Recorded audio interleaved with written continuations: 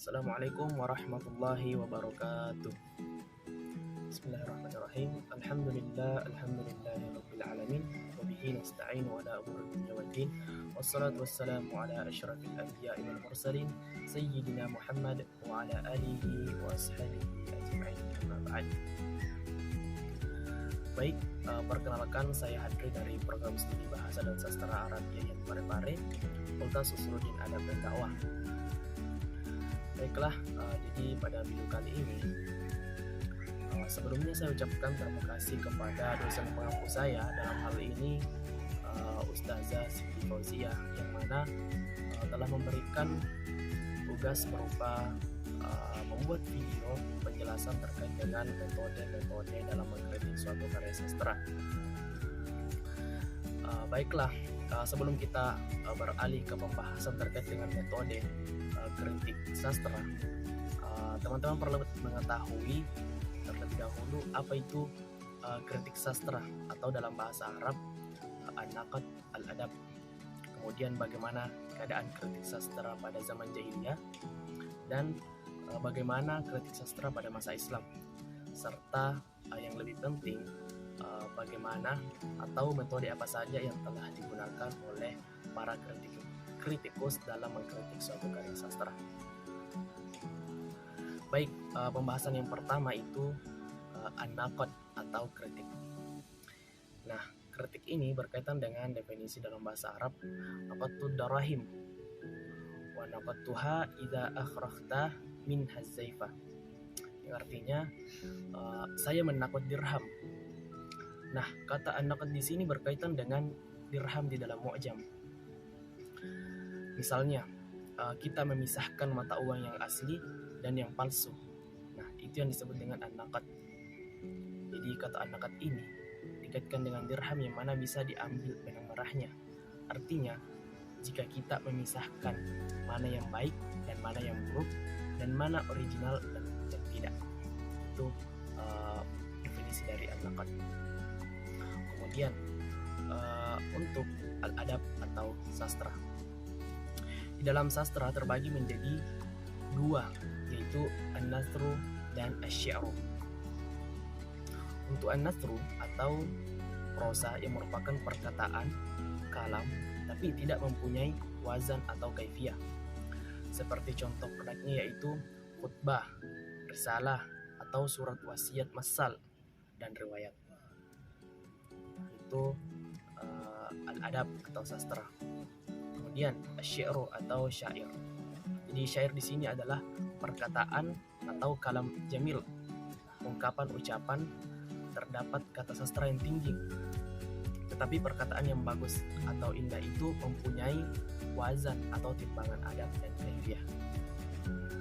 Naqadu syi'ru idzaharu jayyidihi min dadinihi wa tabyanu qimatihi syi'rihi, yang artinya memunculkan mana yang bagus, mana yang jelek, dan produk sastra itu ada yang baik ataupun kurang baik. Jadi tugas para kritikus itu membedakan atau memunculkan mana yang asli dan mana yang palsu. Jadi kesimpulan untuk an-naqd al-adab atau kritik sastra di sini adalah ilmun yabhathu fi tabi'atihi wa khasa'asiha wa qibatiha fanniyah. Artinya, ilmu yang membahas tentang kondisi produk sastra atau kekhususannya suatu sastra. Nah, setelah kita mengetahui definisi dari kritik sastra atau an-naqdul al-adab, selanjutnya kita akan membahas bagaimana kritik sastra pada masa jahiliyah dan kritik sastra pada masa datangnya Islam. Baik, jadi yang pertama yaitu kritik sastra pada zaman jahiliyah. Jadi kritik sastra pada masa jahiliyah masih sangat sederhana, yaitu dengan menentukan baik dan buruk atau membandingkan karya sastra yang satu dengan yang lain berdasarkan sastra alami yang mereka miliki atau zauq al-fitri. Hasil yang bisa kita lihat pada fenomena mu'allaqat yang di dalamnya meletakkan beberapa syair terbaik dari berbagai kabilah. Nah, ada beberapa metode yang digunakan pada zaman jahiliyah. Yang pertama yaitu metode kritik linguistik. Jadi metode linguistik adalah kritik tentang kesalahan penggunaan bahasa. Telah kita ketahui bahwa masyarakat Arab pada masa jahiliyah masih sangat murni dalam berbahasa Arab. Jadi, jika ada penyair yang menunjukkan kesalahan dalam linguistik seperti menggunakan kata yang tidak sesuai dengan penggunaannya dan tidak juga memperhatikan hubungan makna dan asal kata, bagi kritikus sastra pada masa jahiliyah, hal tersebut akan dikomentari. Sebagai contoh kisah yang diriwayatkan oleh Abu Ubaidah bahwa Musayyab ibnu Alas pernah melantungkan syairnya di majelis Qais ibnu Salabah. Saya akan membacakan langsung pada bait di mana Musayyab terjadi kesalahan. Binaja alaihi sa'iriyati mukaddam. Jadi Musayyab dalam syairnya memiliki kata as-sairiyah untuk mendeskripsikan onta. Mendengar hal itu, Tarfa mengkritik penggunaan kata tersebut dikarenakan penggunaan kata tersebut semestinya untuk menunjukkan bagian tanda pada unta betina. Menurut Tarfa, seharusnya Musayyab menggunakan kata al-jamal untuk mendeskripsikan unta dan itu lebih sesuai dan cocok dengan bahasa mereka. Kemudian, metode yang kedua yang digunakan pada zaman jahiliyah yaitu kritik makna. Sebagaimana yang telah disebutkan sebelumnya bahwa masyarakat Arab pada masa jahiliyah sangat peka naluri kebahasaan mereka. Sehingga selain mereka masih memiliki rasa kebahasaan yang tinggi dalam linguistik, mereka juga sangat peka terhadap makna dari syair yang dilantungkan oleh penyair. Ada 3 hal yang menjadi dasar penilaian dalam kritik makna, yaitu yang pertama, relevan dengan kehidupan masyarakat Arab pada masa jahiliyah. Dan yang kedua, memperhatikan kesesuaian antara kata dengan makna yang menunjukkannya.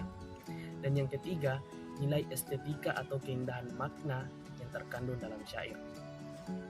Selanjutnya kita beralih pada kritik sastra di masa awal Islam.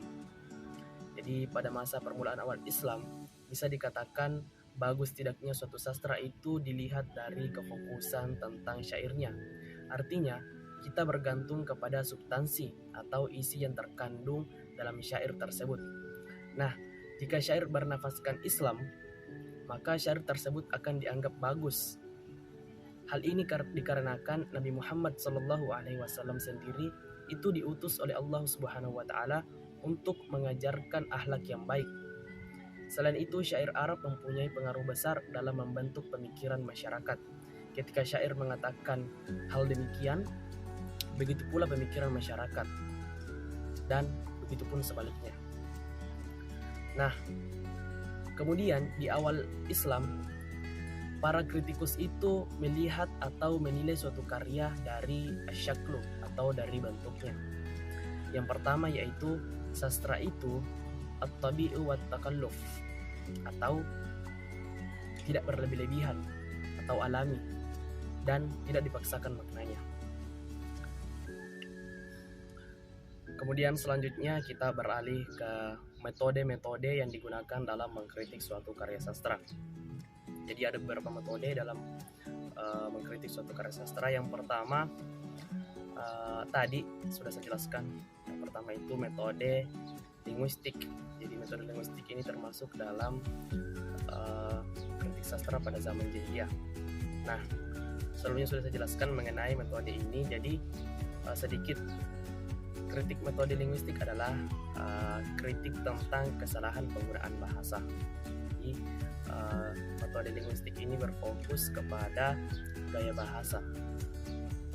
Nah, kemudian metode yang kedua itu metode klasik, di mana metode klasik ini mementingkan pengkajian terhadap bagian-bagian kata dan makna atau wazan dalam kajian ilmu sorof. Wazan itu timbangan kata seperti fa'ala, yaf'alu, fa'lan. Kemudian al-bahar. Al-bahar ini itu biasanya kalau dalam syair, dalam puisi itu misalkan dalam setiap bait itu setiap akhirannya sama. Misalkan kalau akhirnya bait yang pertama u, semuanya berakhiran u. yaitu al-bahar atau prosodi gaya lama dalam syair, dan penguasaan hasanah sastra Arab. Jadi itu metode klasik. Kemudian selanjutnya yaitu metode estetik. Jadi pengertian estetika itu secara etimologis berasal dari bahasa Latin, yaitu aestheticus, dan dalam bahasa Yunani yang berarti rasa atau hal-hal yang bisa diserap oleh panca indera. Teori estetika secara garis besar itu dibagi menjadi 3, yaitu yang pertama, teori estetika formil. Teori estetika formil banyak berhubungan dengan seni-seni klasik dan pemikiran-pemikiran kelas. Teori estetika ini mengungkapkan bahwa keindahan pada luar bangunan berhubungan dengan persoalan bentuk dan warna. Jadi itu teori estetika formil. Kemudian yang kedua, teori estetika ekspresionis mengungkapkan bahwa keindahan tidak selalu terjelma dari sebuah bentuk, namun juga berasal dari maksud dan tujuan dari ekspresi objek tersebut. Kemudian yang ketiga, teori estetika psikologis. Dalam hal ini dia terbagi lagi menjadi 3, yaitu yang pertama, keindahan dalam arsitektur adalah bentuk irama yang mudah dan sederhana. Kemudian yang kedua, keindahan adalah bentuk akibat dari emosi yang hanya bisa ditunjukkan dengan prosedur psikioanalitik. Kemudian yang ketiga, keindahan adalah bentuk akibat dari rasa kepuasan penghemat atau penikmat terhadap objek karya itu sendiri. Selanjutnya, metode kritik sastra yang keempat yaitu metode psikoanalisis atau biasa disebut dengan metode psikologis. Jadi, metode ini lebih menekankan pada segi-segi psikologis yang terdapat dalam suatu karya yang tersembunyi dari sastrawan dalam menjelaskan karya sastranya. Jadi di sini seorang sastrawan ingin menyampaikan tujuan dari sastra yang dibuatnya. Dengan metode psikoanalisis ini kita bisa mengetahui pesan apa tujuan tersembunyi atau apa yang ingin disampaikan oleh seorang sastrawan tersebut. Nah, yang menjadi pertanyaan, bagaimanakah cara kita dalam menggunakan metode psikoanalisis ini? Untuk mengetahui pesan apa sih yang ingin disampaikan oleh seorang sastrawan? Jadi, dengan itu kita bisa melihat karya sastranya. Seperti misalnya dalam suatu karyanya itu beliau mampu menyajikan simbol kepercayaan, wawasan budaya, tradisi, dan lain-lain. Selain daripada itu, kita juga dapat melihat apakah ada kekalutan atau kekacauan batin manusia yang telah digambarkan oleh sastrawan tersebut. Selain daripada itu, terkadang ada juga sastrawan yang menggambarkan atau menciptakan suatu karya yang memiliki kebebasan yang istimewa, seperti misalnya mengkonkretkan gejolak batinnya yang ada di dalam dirinya. Artinya, apa yang dirasakan oleh seorang sastrawan, dia menuangkan ke dalam karya sastra yang dibuatnya. Jadi itu tadi metode psikoanalisis atau lebih mengarah ke psikologis. Jadi apa yang dirasakan oleh seorang sastrawan itu dia tuangkan dalam sastranya. Kemudian yang kelima, metode analisis atau aliran sastrawan. Untuk teori aliran sastra ini ada beberapa aliran. Yang pertama yaitu adalah aliran atau corak pertama dari perkembangan sastra Arab. Aliran keras, klasik atau mazhab qadim atau madrasah klasikiyah yang mengungkapkan dan mempertahankan konsep orisinalitas dan pokok-pokok struktur sastra Arab klasik, khususnya dalam puisi. Aliran klasik ini lebih mengutamakan bentuk dan irama, nada puisi yang berwazan yang dibangun oleh para penyair pra-Islam seperti Zuhair bin Abi Sulmah, Al-Hutahiyah, Farazak, Mutanabbi Al-Ma'arri, Bash ibn Bu'ur, Abu Nawas, Abu Tamam, dan para penyair lainnya.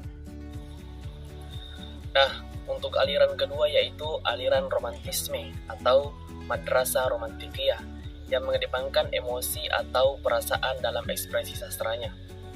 Nah, tujuan dari aliran ini adalah untuk menyentuh perasaan para pembaca sehingga memunculkan gejolak dan konflik dalam jiwanya. Adapun ciri khasnya aliran ini adalah dengan menonjolkan keindahan alam atau natural atau kesedihan yang menguras emosi dan sentimen pembaca. Aliran ini terkenal dengan sebutan aliran sentimental karena mengedepankan rasa dan jiwa daripada rasio. Nah, di antara tokoh aliran romantisme adalah Umar bin Abi Rabi'ah, Jamil, Khalil Mutrah, Abdurrahman Syukri, Abu Syazi, Al-Mazini, Lia Abu Madi, dan Ibrahim Naji. Kemudian, yang ketiga adalah aliran realisme atau madrasah waqi'iyah yang berusaha melukiskan suatu objek seperti apa adanya, realistis, tanpa mendramatisir dan memoles peristiwa. Para sastrawan yang menempuh aliran ini menjadikan kondisi masyarakat sebagai sumber dan pijakan karyanya dengan teliti dan melebih-lebihkan. Adapun sastrawan Arab yang termasuk dalam kategori ini adalah Yusuf Sibai, Taufik Hakim Mahmud, Timur Hussein, dan Najib Mahfuz yang bermotret kehidupan masyarakat Mesir pada novel-novelnya. Adapun aliran yang keempat yaitu simbolisme filosofis atau madrasah al-ramziyah yang menggunakan simbol-simbol sebagai pijakan dalam karya sastranya. Kecenderungan aliran ini adalah penggunaan bahasa yang ambigu atau multitafsir dan sulit dipahami tanpa pembaca yang mendalam dan berulang-ulang. Nah, untuk aliran ini, sastrawan biasanya menggunakan atau memakai benda dan binatang sebagai tokoh-tokohnya. Dalam kesusastraan Arab, para sastrawan yang mengikuti aliran ini kebanyakan para penyair sufi semisal Ibnu Arabi, Umar Khayyam Ibnu Farid, Fariduddin Al-Attar. Dan yang terakhir adalah aliran bernasiah atau aliran ini adalah aliran karya sastra yang sangat mementingkan bentuk dan struktur sastra. Aliran ini tidak memedulikan aspek moral, sosial, dan agama. Dalam sastra Arab, aliran ini mementingkan kaidah wazan kaifiyah atau ilmu arud dan gaya bahasa yang indah. Nah, dalam kesusastraan Arab, Abu Nawas merupakan tokoh yang merupakan dalam aliran ini. Ia menganut kebebasan dalam menuangkan rasa yang menurutnya indah tanpa menghiraukan aspek moral dan estetika kemasyarakatan di zamannya. Selanjutnya kita beralih ke metode yang keenam, di mana metode ini adalah metode strukturalisme. Dalam bahasa Latin, struktur artinya membangun. Struktural berarti bentuk bangunan. Jadi, objek penelitian aliran strukturalis berupa struktur dengan mekanisme antar hubungannya, yaitu antar hubungan unsur dengan unsur lain dan unsur dengan totalitasnya. Nah, perlu kita ketahui bagaimana cara kita dalam mengkritik suatu karya sastra, seperti semisal novel, dengan menggunakan pendekatan struktural. Jadi yang pertama yang kita lakukan adalah menganalisis novel yang akan kita teliti. Kemudian kita melihat unsur intrinsik yang terdapat di dalam novel tersebut. Semisal kita melihat apa tema dari novel itu, siapa tokoh-tokohnya, perwatakannya, bagaimana sih kemudian latarnya, sudut pandangnya, bagaimana alurnya, apakah ada yang menggunakan alur maju ataupun alur mundur, atau alur campuran, dan dilanjutkan dengan unsur ekstrinsiknya, yang dimana unsur ekstrinsik ini antara lain yaitu nilai agama dan nilai budayanya. Nah, kemudian kita beralih ke metode yang ketujuh, yaitu metode semiotik. Semiotik merupakan kajian keilmuan yang mempelajari tanda-tanda yang ada pada sebuah karya sastra. Pemahaman mengenai semiotik perlu dilakukan oleh pegiat sastra, karena sebuah puisi pasti mengandung penanda sebagai sebuah karya sastra yang estetika. Jadi itulah tadi dari 7 metode-metode dalam mengkritik suatu karya sastra. Selanjutnya, untuk materi dari mata kuliah ini yaitu ada pembahasan tambahan. Pertama yaitu idealisme, yang kedua impresionisme, yang ketiga ekspresionisme, dan yang keempat naturalisme.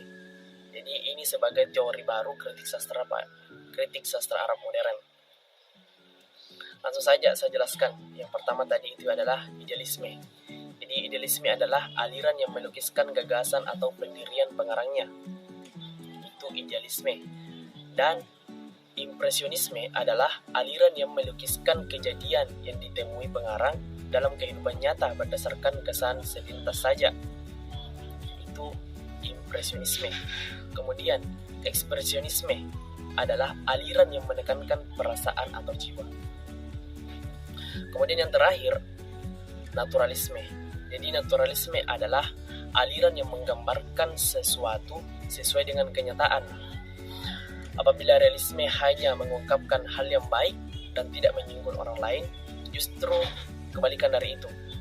Aliran naturalisme memandang sesuatu hanya dari sudut pandang menurutnya.